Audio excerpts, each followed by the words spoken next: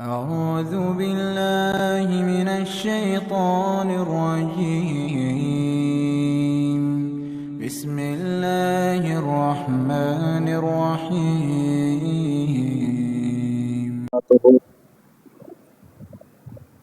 إن الحمد لله نحمده ونستعينه ونستغفره ونعوذ بالله من شرور أنفسنا ومن سيئات أعمالنا من يهده الله فلا مضل له ومن يضلل فلا هادي له أشهد أن لا إله إلا الله وأشهد أن محمدا عبده ورسوله أما بعد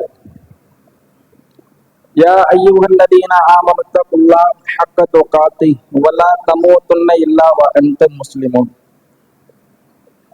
அன்பார்ந்த சகோதர சகோதரிகளே, தினந்தோறும் இரவு தொழுகையை முடித்துவிட்டு பயான் சொற்பொழிவு நிகழ்ச்சியை நாம் கேட்டு வருகிறோம். பாங்கு தொடர்பான சில தகவல்களை நாம் தொடர்ச்சியாக அறிந்து வருகிறோம். அதே போல இந்த உரைக்கு செல்வதற்கு முன்பாக தினமும் ஒரு திக்கரை நாம் பார்த்து வருகிறோம். அந்த அடிப்படையில் இன்றைய தினத்தில் ஒரு திக்கரை இங்கு நான் நினைவுபடுத்திவிட்டு என்னுடைய உரைக்குள் செல்கிறேன். அல்லாஹ்வுடைய தூதர் ஸல்லல்லாஹு அலைஹி வஸல்லம் அவர்கள் இரண்டு வார்த்தைகளை கோடிட்டு காட்டி அதனுடைய சிறப்பை நமக்கு சொல்லி காட்டுகிறார்கள். சுப்ஹானல்லாஹி வ பிஹம்திஹி சுப்ஹானல்லாஹில் அஸீம். இந்த வார்த்தை அல்லாஹ்வுடைய தூதர் நமக்கு சொல்லிவிட்டு, இந்த வார்த்தை என்பது நாவிற்கு மிக எளிதான வார்த்தை, சொல்வதற்கு ரொம்ப கடினமான சொல்லாக இது இருக்காது, மிகவும் எளிதானது. அதே போல ஹபீபத்தானி இல ரஹ்மானி, அல்லாஹ்வுக்கு மிக விருப்பமான வார்த்தை, பிரியமான வார்த்தை.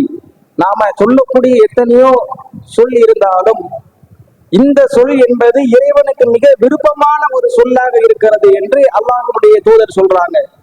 அதே போல சகீலத்தானி பில் மீசான், மறுமையில் நன்மை தீமையை அளக்கக்கூடிய அந்த மீசானில் மிக கனமானது. அதாவது நாம செய்யக்கூடிய பல நல்ல அமல்களுடைய நன்மை என்பது மறுமையில் எடை போடும் போது அதிக அளவுக்கு கனமாக இருக்க வேண்டும். அதுல நார்மலான நன்மைகளை தரக்கூடியதும் இருக்கிறது. ஆனா இந்த திக்ர் என்பது அதிக அளவு நன்மைகளை தரக்கூடியது என்று அல்லாஹ்வுடைய தூதர் நமக்கு நினைவுபடுத்தினார்கள். எனவே இந்த திக்ரை நாம் இன்ஷா அல்லாஹ் நமக்கு வாய்ப்பு கிடைக்கும் போது ஒவ்வொரு நாளும் சொல்லி இந்த நன்மையை அடைந்து கொள்வோமாக. இன்ஷா அல்லாஹ் இந்த பாங்கு என்னும் தலைப்பிற்குள் நாம் இதற்கு முன்பாக சில செய்திகளை அறிந்து கொண்டோம். அதில் விடுபட்ட சில செய்திகளை தொடர்ச்சியாக அறிந்துவிட்டு பாங்கனுடைய சிறப்பு தொடர்பாக இன்றைய தினம் இன்ஷா அல்லாஹ் சில செய்திகளை நாம் பார்ப்போம். அதாவது பாங்கை பொறுத்தவரை அல்லாஹ்வுடைய தூதர் நமக்கு சில பாங்கு முறைகளை சொல்லி தந்தாங்க என்று நாம் பார்த்தோம். நடைமுறையில் சொல்லி தராத சில பாங்குகள் இருக்கிறது என்பதையும் பார்த்தோம். அந்த நடைமுறையில் இல்லாத நபி அவர்கள் சொல்லி கொடுத்த ஒரு பாங்கு என்பது சஹருடைய பாங்கு. பெரும்பாலும் என்ன செய்யறது இல்லைன்னா, அதிகமான மக்கள் இந்த சஹர் பாங்கு சொல்றது இல்லை. ஆனா அல்லாஹ்வுடைய தூதர் அவங்க காலத்துல சஹர் பாங்கு இருந்தது என்பதை நாம் ஹதீஸ்கள்ல பார்க்க முடிகிறது. புகாரி என்னும் ஹதீஸ் கிதாபில் 617வது செய்தியாக பதிவு செய்யப்பட்டிருக்கிறது. இன்ன பிலாலன், பிலால் ஆகிறவர் யுஅத்தினு பில்லைல், அவர் இரவிலே பாங்கு சொல்வார். அந்த பிலால் அவங்க பாங்கை நீங்கள் செவியுற்றால் நீங்க என்ன செய்யுங்கன்னா, குலு வஷ்ரபு, உண்ணுங்கள் பருகுங்கள். ஏன்னா அது சஹருக்கான ஒரு அறிவிப்பு பாங்கு. மக்கள் தூங்கிட்டு இருப்பாங்க, தொழுகையில் இருப்பாங்க, அவங்களை விழிப்புப்படுத்துவதற்காக சொல்லப்படக்கூடிய பாங்கு. அதே போல ஹத்தா யுனாதி இப்னு உம்மி மக்தும், இப்னு உம்மி மக்தும் அவங்களுடைய பாங்கு கேட்டுச்சு அப்படின்னா நீங்க என்ன செய்யுங்கன்னா உன்றதை நிப்பாட்டிக்கிறீங்க என்று சொல்றாங்க. அப்ப இந்த பாங்கும் அல்லாஹ்வுடைய தூதர் ஸல்லல்லாஹு அலைஹி வஸல்லம் காலத்தில் இருந்திருக்கிறது என்பதை நாம் பார்க்க முடிகிறது. அதே போல இந்த பாங்கு சொல்லக்கூடிய முறைகள்ல நமக்கு இருக்கக்கூடிய சில கேள்விகள். அதாவது பாங்கு சொல்லும் போது என்ன சொல்லுவாங்கன்னா, கிபுலாவை முன்னோக்கி தான் பாங்கு சொல்ல வேண்டும் என்று சொல்லுவாங்க. பெரும்பாலும் அந்த நடைமுறை மக்கள்கிட்ட இருக்குது. ஆனா இது தொடர்பான செய்தியை நாம ஹதீஸ்களை பார்க்கும்போது இதுக்கு என்று நேரடியாக எந்த ஆதாரத்தையும் நாம் என்ன செய்ய முடியல, பார்க்க முடியல. கிபுலாவை நோக்கித்தான் பாங்கு சொல்ல வேண்டும் என்று எந்த ஒரு செய்தியும் இல்லை. ஆனா பொதுவாக நம்ம என்ன செய்யறோம்னா கிபிலாவை வந்து தொழுகைக்காக முன்னோக்குகிறோம். அப்ப அந்த தொழுகையினுடைய ஒரு அங்கமாக இருக்கக்கூடிய காரணத்தினால் பாங்கையும் நாம் என்ன செய்யலாம், அப்படி செய்து கொள்ளலாம். ஆனா அப்படிதான் செய்ய வேண்டும். ஒருவர் வந்து வேறு திசையை நோக்கி பாங்கு சொன்னார் என்று சொன்னால் அந்த பாங்கு ஏற்றுக்கொள்ளப்படாது என்று சொல்வதற்கு எந்த ஒரு முகாந்திரமும் இல்லை. ஏன்னா சில பேர் என்ன செய்வாங்கன்னா பிடிமானத்துக்காக வேண்டி ஒரு சைடாக நின்று பாங்கு சொல்றதெல்லாம் நம்ம பார்ப்போம். அந்த மாதிரிலாம் சொல்லுவாங்க. அப்ப அது மாதிரி சொல்றது வந்து நம்முடைய தொழுகையை பாதுபடுத்தாது, பாங்கை பாதுபடுத்தாது. ஏன்னா அல்லாஹ்வுடைய தூதர் அதை வந்து நேரடியாக தடுக்கும் வகையிலேயோ ஆதரிக்கும் வகையிலோ சொல்லவில்லை. அப்ப நாம இதை வந்து என்ன செய்யலாம்னா ஒரு வரையறையாக புரிந்து கொள்ளலாம். கிபிலாவை நோக்கி சொல்ல வேண்டும் என்ற அவசியம் இல்லை. அப்படி சொல்லுவது ஏற்புடையதாக இருக்கிறது என்பதை நாம் அறிந்து கொள்ளலாம். அடுத்ததாக இந்த பாங்கரை வந்து என்ன செய்வாங்கன்னா அதிக அளவு நீட்டி ஓதுறதை நம்ம பார்க்கிறோம். பாங்கன்னு சொன்னாலே என்னன்னா அது ஒரு ராகமா இருக்கணும். அல்லாஹ்னு இழுத்தா அது வந்து பல கிலோமீட்டருக்கு அந்த பாங்கை பின்பற்றி ஒரு வந்தாருன்னா அவருக்கு மூச்சு திணறல் ஏற்பட்டுரும். அந்த பாங்கை பதில் சொல்லணும்னு ஒருவர் வந்தாருன்னா அதுக்கு பாங்க சொல்ல முடியாம அவர் மூச்சு அடைச்சு போய் நிற்பாரு. அந்த அளவுக்கு நீட்டுதல் இருக்கும். இந்த நடைமுறை இருக்கிறத பார்க்கிறோம். ஆனா இது வந்து மார்க்கம் சொல்லி தராத ஒரு நடைமுறை. பாங்க வந்து நீட்டி சொல்லணும் அப்படின்னு அல்லாஹ்வுடைய தூதர் எங்கேயுமே நமக்கு சொல்லல. ஆனா அரபியில வந்து பொதுவான சில விதிகள் இருக்கிறது.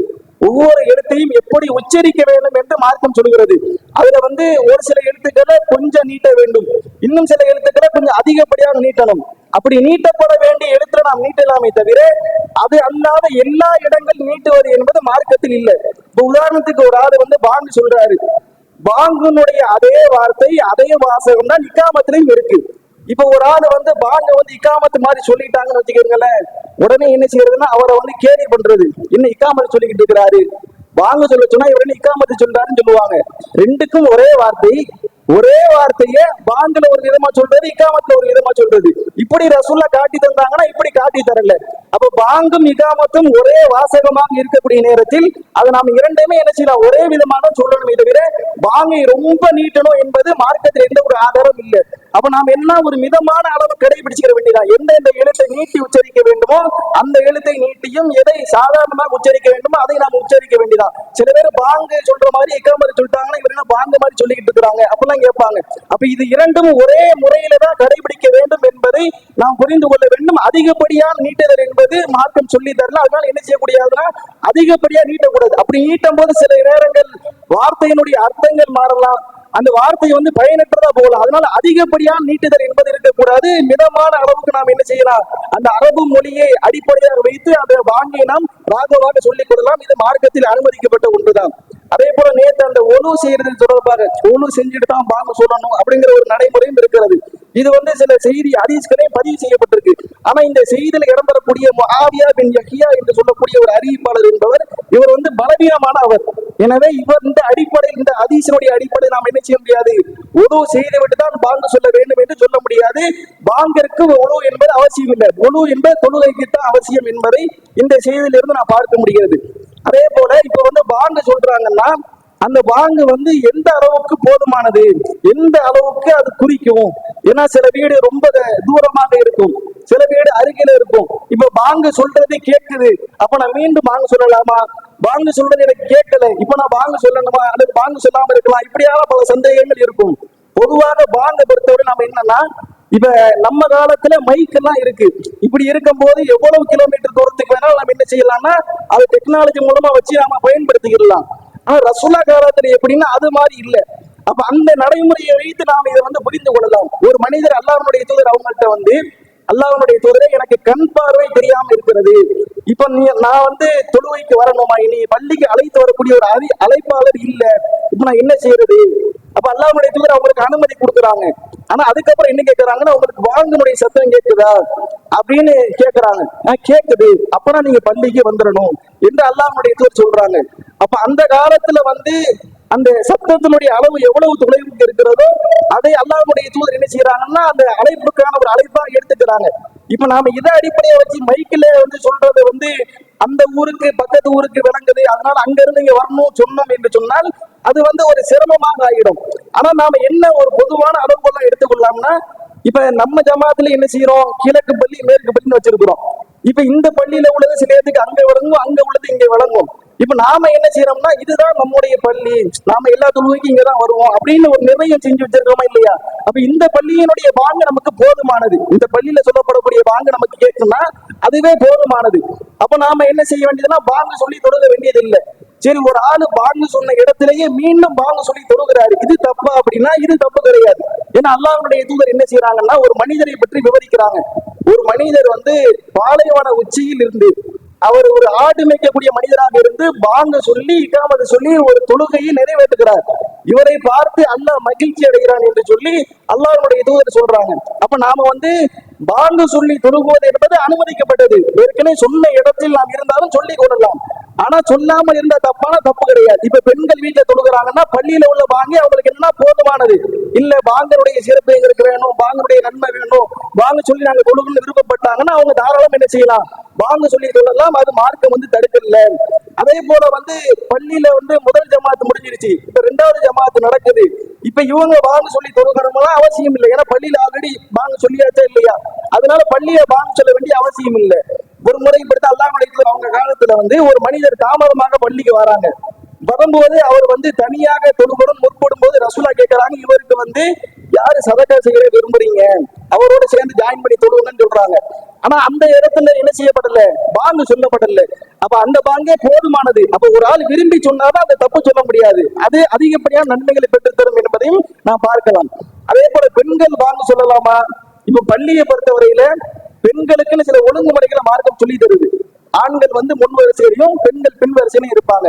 இப்ப இந்த நேரத்துல பெண்களை கொண்டு வந்து முன்னாடி நிறுத்தி பாங்க சொல்லுங்க என்று சொல்ல முடியாது. ஏன்னா வரிசையிலேயே அவங்க பின்னாடிதான் நிக்கணும் என்று சொல்லும் போது அவங்களை வந்து முன்னிறுத்தக்கூடிய ஒரு நிலையை செய்ய முடியாது. அதே போல பெண்களை பொறுத்தவரையில அவங்க ஆண்களுக்கு தலைமை தாங்க வேண்டாம், ஆண்கள் தான் பெண்களை வந்து நிர்வகிக்க வேண்டும் என்று பொதுவான அடிப்படை இருக்கிறதுனால ஆண்களுக்கு வந்து பெண்கள் பாங்க சொல்ல முடியாது. இதே பெண்கள் அவங்க தனியா தொழுகிறாங்க அல்லது அவங்களா ஒரு கூட்டமா தொழுகிறாங்கன்னா அவங்களுக்குள்ள அவங்க சொல்லிக்கிறோம். பொதுவான விதியின் அடிப்படையில் அவங்களுக்கு அவங்க சொல்லிக்கலாமே தவிர ஆண்கள் இருக்கும் போது ஆண்களுக்கு பெண்களுடைய பாங்கு என்பது ஏற்புடையதில்லை என்பதை நான் புரிந்து கொள்ள வேண்டும். அதே போல இந்த பாங்குல இன்னொரு விஷயம் என்னன்னா, பாங்கு சொல்றது வந்து பொதுவா நமக்கு இருக்கிற சிந்தனை என்னன்னா, சின்ன ஆளுக்கெல்லாம் பாங்கு சொல்லக்கூடாது, சின்ன பசங்க எல்லாம் பாங்கு சொல்லக்கூடாது, பெரிய ஆளுக்கு தான் சொல்லணும். சின்ன பசங்க யாராவது பாங்கு சொல்லணும்னு என்று வந்தா கூட உனக்கு என்ன வயசு இருக்கு, நீ பெரிய ஆளா இருக்க சொல்லு, இப்படின்னு சொல்ற நடைமுறையெல்லாம் பார்க்கிறோம். ஆனா அல்லாஹ்வுடைய தூதர் அவங்க வந்து இதுக்கு வந்து எந்த ஒரு தடையும் விதிக்கல. எந்த அளவுக்குன்னா ஒரு முறை ரசூல்லா வந்து ஒரு குறிப்பிட்ட ஒரு செய்தியை சொல்றாங்க. 2 நபர்கள் என்ன செய்யறாங்கன்னா பயணத்துக்கு போறாங்க.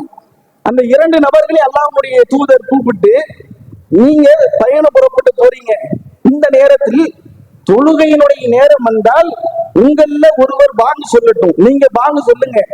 அதே போல இகாமத்து சொல்லுங்க, உங்கள் பெரியவர் தொழுகையை வைக்கட்டும். அப்ப ரசூலுல்லாஹ் இங்க 2 விஷயத்தை சொல்றாங்க. நீங்க பயணத்துக்கு போனீங்கன்னா வாங்க சொல்லுங்க, இகாமத்தை சொல்லுங்க, தொழுகை வைக்கும் போது பெரியவர் தொழுகை வைக்கட்டும். அதாவது தொழுகையை பத்தி ரசூலுல்லாஹ் சொல்லும் போது அவங்க முதியவங்களுக்கு பெரியவங்களுக்கு முன்னுரிமை கொடுக்குறாங்க. ஆனா பாங்குக்கு அப்படி சொல்றாங்களா? அப்படி சொல்லல. அப்ப நாம இந்த நடைமுறையில இருந்து என்ன பாக்குறோம்னா, பாங்குக்கு வயசு என்பது நமக்கு தேவை கிடையாது. பாங்கு சொல்லக்கூடிய சொல்ல போனா முதியவருடைய பாங்கு தான் ரொம்ப மோசமா இருக்கு. சில பள்ளிகள்ல பார்க்கும்போது பெரிய ஆளா இருப்பாங்க, என்ன சொல்றாங்கன்னே விளங்காது, பசங்க அழகா சொல்லிட்டு போவாங்க. ஆனா அதெல்லாம் புரிஞ்சுக்கிறாம என்ன செய்யறது, சின்ன பசங்க பாங்கு சொல்லக்கூடாது இப்பெல்லாம் சொல்லுவாங்க. ரசூலுல்லாவே இந்த விதியை சொல்லலையே, தொழுகைக்கு சொல்லி இருக்கிறாங்க. தொழுகைக்கு நீங்க சொன்னா அது ஏற்புடையது. அதாவது தொழுகைக்கு கூட சிறுவர்கள் வைக்க கூடாதுன்னா கிடையாது, அவங்க அதிகமா தெரிஞ்சிருந்தா அவங்க முன்னிலைப்படுத்தப்படுவாங்க. பெரியவங்களுக்கு ஒரு முக்கியத்துவத்தை ரசூலுல்லாஹ் கொடுக்குறாங்க, முன்னுரிமை கொடுக்குறாங்களே தவிர பெரிய ஆளுக்கு தான் வைக்கணும் என்பது இல்லை. இப்படி தொழுகைக்கு இருக்கும் போது பாங்குக்கு நம்ம எந்த ஒரு விதியை பார்க்க முடியல. பாங்கு என்பது எல்லாரும் தாராளமா சொல்லலாம் என்பதையும் நாம வந்து புரிஞ்சு கொள்ளலாம். அதே போல பாங்கு சொல்லும் போது பெண்கள்கிட்ட உள்ள ஒரு நடைமுறை என்னன்னா, அவங்க அப்ப டக்குன்னு என்ன செய்வாங்கன்னா முக்காட போடுவாங்க. அவ்வளவு நேரம் சும்மா தான் இருப்பாங்க. பாங்கு சொல்லும் போது தலையில துணியை போடுன்னு சொல்லி துணியை போடுறத பார்ப்போம். பொதுவா இந்த துணியை போடுறது வந்து எப்பவுமே போடணும். ஆனா இன்னைக்கு உள்ள நிலைமை என்னன்னா, ஒரு ஆளு போவாரு வருவாரு சும்மா தான் இருப்பாங்க, ஒரு அந்நி ஆளு போவாரு வருவாரு சும்மா தான் இருப்பாங்க. அப்பெல்லாம் துணியை போட மாட்டாங்க. பாங்கு சத்தம் கேட்டோம் டக்குன்னு எடுத்து துணியை போடுறது பாக்குறோம். துணி எதுக்கு போடணும்? ஒரு அந்நி ஆளு நம்மை பார்க்க கூடாது என்பதற்கு தான் துணி. அங்கேயே தொடர்ந்து போட்டுட்டு பாங்குக்கு என்ன செய்யறாங்கன்னா மூடுறாங்க. அப்ப இது மார்க்க நமக்கு சொல்லுதா? அதாவது பாங்குக்கு துணியை போட வேண்டும் என்று மார்க்கம் சொல்லுதுன்னா அப்படி எந்த ஒரு நிபந்தனை இல்லை.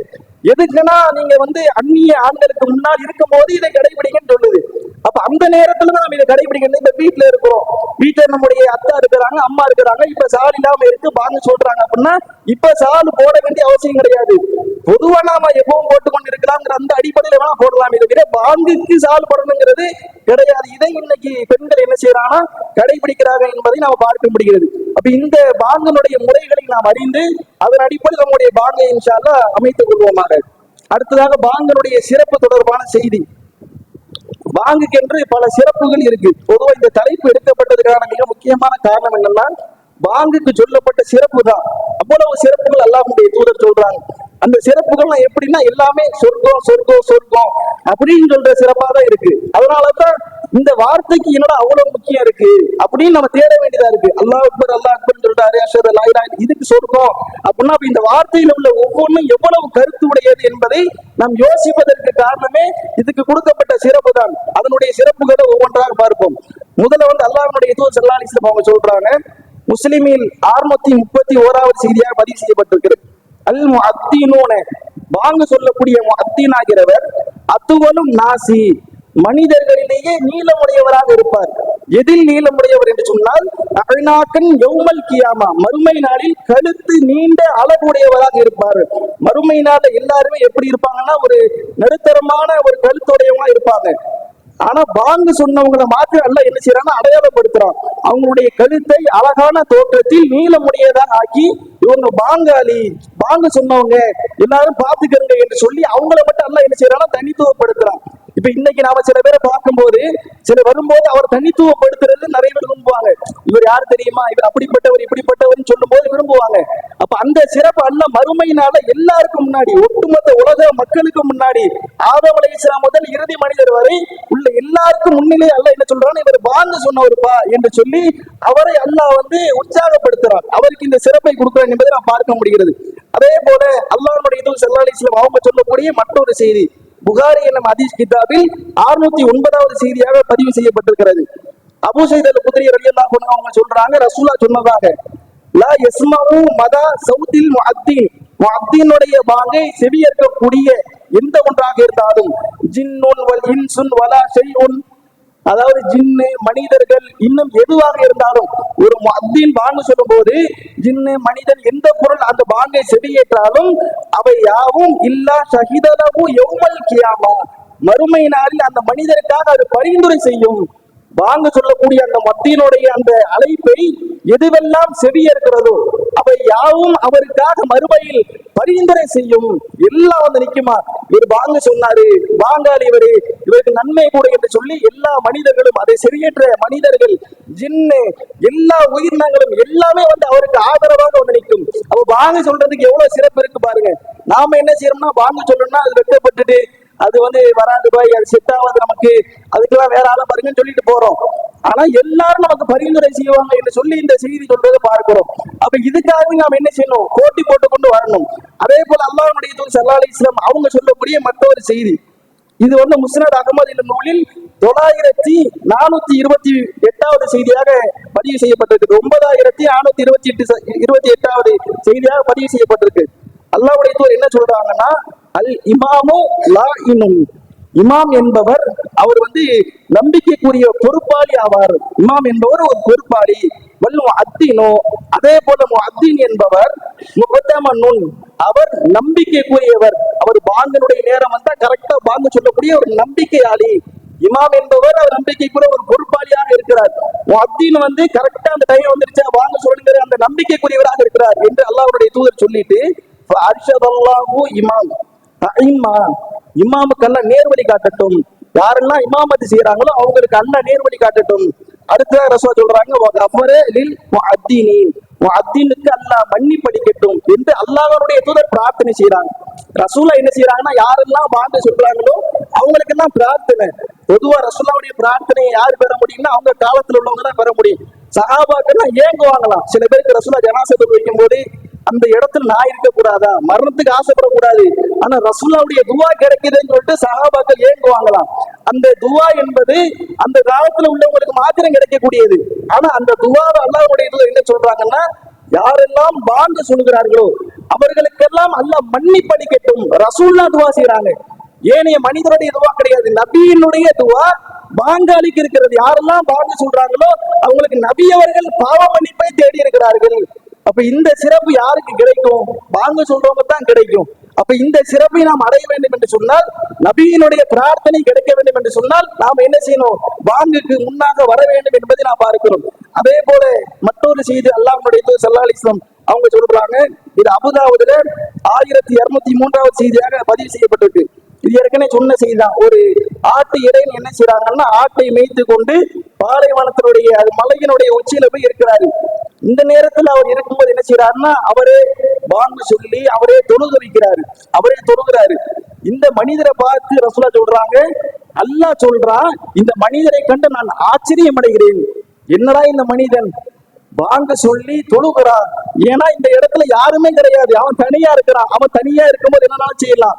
ஆனா அந்த நேரத்திலும் அந்த மனிதன் என்னை அஞ்சியவனாக வாங்க சொல்லி தொழுகை நடத்துகிறான் என்று சொல்லி அல்லாஹ்வே சொல்லிவிட்டு அல்லாஹ் கடைசியில் என்ன செய்யறான்னா, இந்த மனிதரை நான் மன்னித்து விட்டேன், இந்த மனிதரை சொர்க்கத்தில் நுழைய செய்து விட்டேன் என்று அல்லாஹ் சொல்கிறானோ. அவருக்கு மன்னிப்பு உண்டு, அவர் சொர்க்கத்துக்கு போயிட்டாரு. அப்ப பாங்கு சொல்லி தொழுகிறதனுடைய வெளிப்பாடு சொர்க்கம் என்று ரசூலா சொல்றாங்க. ஆனா நாம பெரும்பாலும் தனியா இருக்கும்போது என்ன செய்வோம்? தனியா இருக்கும்போது பாங்கு சொல்ற அந்த பழக்கமும் கிடையாது. பாங்கு சொன்னாதான் தொழுகை கூடும் அப்படிங்கிற அளவுக்கு பாங்கு சொல்லப்படல. பாங்கு என்பது ஒரு முக்கியமான ஒண்ணு. ஒரு ஆள் பாங்கு சொல்லாம தொழுதுட்டாருன்னா அந்த தொழுகை பாழாகுங்கிறது இல்லை. ஆனா பாங்குக்கு எவ்வளவு சிறப்பு இருக்கு, எவ்வளவு முக்கியத்துவப்படுத்திருக்கு. நீங்க தனியா இருக்கும்போது அதை சொல்லி தொழுவுங்க, உங்களுக்கு அல்லாஹ்வுடைய மன்னிப்பு, சொர்க்கம் கிடைக்கும் அல்லாஹ்வே சொல்றான். இதுக்கு முன்னாடி ரசூல்லா மன்னிப்பு கேட்டாங்க, ஆனா இந்த செய்தியில் அல்லாஹ்வே சொல்லுகிறான் என்பதை பார்க்கிறோம். அப்ப நாம என்ன செய்யணும்னா, தனியா இருக்கும் போதும் பாங்கு சொன்ன இடமாவே இருக்கட்டுமே, நாம என்ன செய்யலாம்? பாங்கு சொல்லி தொழுவா இந்த சிறப்பு நமக்கு கிடைக்கிறத பார்க்கிறோம். இன்னும் ஏராளமான சிறப்புகள் இருக்கிறது. இன்ஷா அல்லாஹ் அதையும் அதை தொடர்ந்து வரும் நாட்களில் இந்த பாங்கினுடைய ஒவ்வொரு வார்த்தைக்கான அர்த்தங்கள் என்ன என்பதை தொடர்ந்து அறிந்து கொள்வோம். அஸ்ஸலாமு அலைக்கும் வரஹ்மத்துல்லாஹி.